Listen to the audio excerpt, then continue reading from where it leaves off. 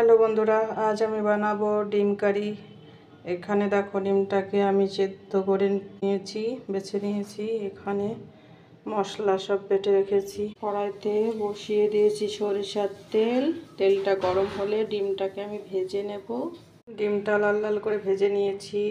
এই তেলে দিয়ে দেবো গোটা গরম মশলা ফোড়ন, দিয়ে দেবো একটা তেজপাতা, দিয়ে দেবো জিরা ফোড়ন।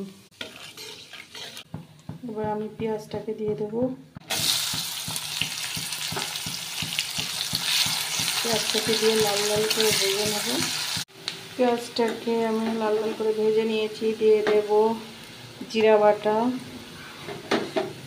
দিয়ে দেব আদা রসুন বাটা, দিয়ে দেব লঙ্কা বাটা, দিয়ে দেবো আমি হলুদ গুঁড়ো পরিমাণ মতো, দিয়ে দেব লবণ, দিয়ে এটাকে ভালো করে কষিয়ে নেব।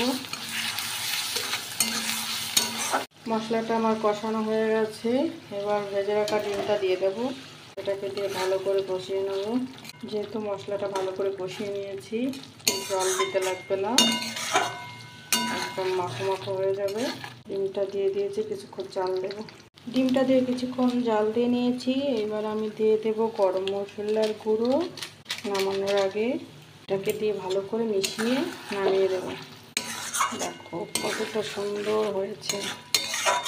রেডি হয়ে গেছে আমার ঝাল ঝাল ডিম কারি। তোমাদের যদি ভালো লাগে কমেন্ট করে জানিও।